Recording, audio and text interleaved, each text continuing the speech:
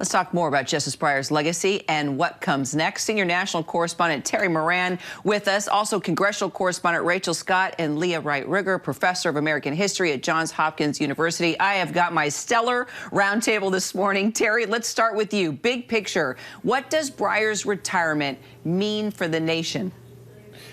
You know, Kerry, that's a good way of putting it, because it means a lot for the court, but also beyond the court. Justice Stephen Breyer, one of those leaders, one of those last leaders, really, whose instinct by his nature on a powerful institution was to seek compromise and consensus, both in the way he wrote his opinions and in the way that he would work behind the scenes for compromise. On affirmative action, he succeeded in winning over Justice Anthony Kennedy's vote on a milder opinion in that case. And so again and again throughout our country, we're seeing our leaders rise who are just more sharply partisan, more sharply ideological. Our divisions are deeper and sharper. Breyer from an era where leaders took it upon themselves to try as much as possible to reach consensus. And I think that's what you're going to see. You're going to see a more sharply divided Supreme Court, perhaps one with a few more fireworks, both on the bench and in the opinions. We could always use a few more fireworks. Rachel, Democrats, they only need a simple majority in the Senate, right, to confirm a replacement, but that hasn't been an easy task so far. So what do you think we can expect to see within this confirmation process? Yeah, well, it will be a bitter political battle, that is for sure. But Democrats actually have a pretty good track record of being pretty loyal to their party when it comes to pushing through President Biden's judicial nominees. And so what we will see, what we are expecting to see, is potentially a very quick process here. I'm told by sources that Senate Majority Leader Chuck Schumer is eyeing the confirmation process timeline similar to that of Justice Amy Coney Barrett. You remember, of course, that she was pushed through very quickly just days before the November 2020 election. So they will need a simple majority here, 51 votes in order to get President Biden's Supreme Court nominee confirmed. They are definitely reaching out to Republicans as well. I'm told one of the top Democrats on the Judiciary Committee, Senator Dick Durbin, already reaching out to Senator Susan Collins. They know that they do not need Republicans. Vice President Kamala Harris could be a tie-breaking vote, but they want this to be bipartisan, it seems.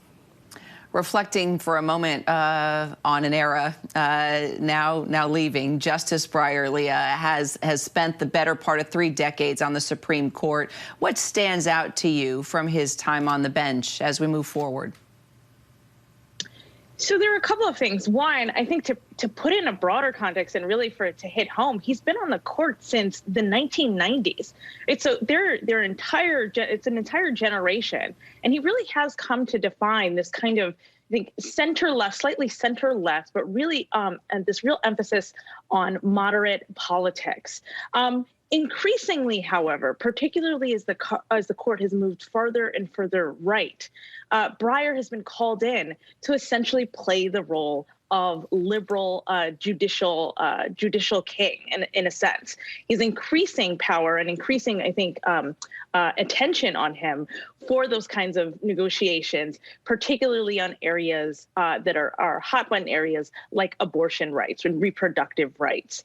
It's an interesting point because Breyer, and particularly in interviews, we've seen that interview on ABC, we've seen him in interviews and in speeches in other places, has been very reluctant to step into the spotlight and has placed a lot of emphasis on this idea of centrism and being a good political peer on the court.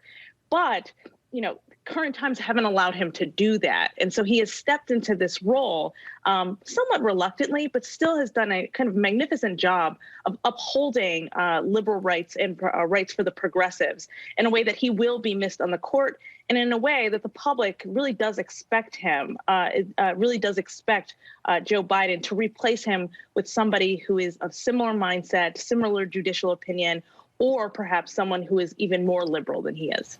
Well, perfect segue from the end of an era to the beginning of a new era. Terry, President Biden made this promise on the campaign trail that he would nominate the first black woman to the Supreme Court. There are some incredible women on this short list. There really are, Kira, and that promise and the fulfillment of it is going to change the court. It's said that every new justice changes the court. And there you see the front runners there, Ketanji Brown Jackson, judge on the D.C. Court of Appeal. She's probably the front runner. Sterling credentials, history as a public defender. The president likes her quite a bit. Leandra Kruger, who has been on the California Supreme Court for 7 years, and the other Judge J. Michelle Childs, I should point out there, from South Carolina, is the favorite of House Majority Whip Congressman Jim Clyburn. He is key backer of President Biden and helped put him in the White House. And he has made no secret that he would like to see a South Carolinian Judge J. Michelle Childs, who's a federal district court judge, but she has experience in the state courts and in the state government. That's something that the Supreme Court has not had in a long time, since the retirement of Justice Sandra Day O'Connor. They're all people who've worked only in the federal system. And to have a justice who has had experience in the state court would bring a lot to the court. But I actually think President Biden's going to look for a couple things. I covered him when he was chairman of the Judiciary Committee, and he would ask every judicial nominee at every level the same question. Will you be courteous to the people coming to your courtroom? Temperament is very important to him. And then the other thing, I think he's always seen himself as middle-class Joe. That's his political identity, and I think it comes from his upbringing. He'll look for someone, I think, who he connects with on that level so that he can connect with his base, working-class, middle-class families across the country. Well, and that would tie into Childs, who went to a state college, didn't go to a Harvard or a Yale, so it kind of brings it back down home there as well from an educational background. Leah, when you think about having a black woman on the Supreme Court, well, it's about time, number one. The significance of that.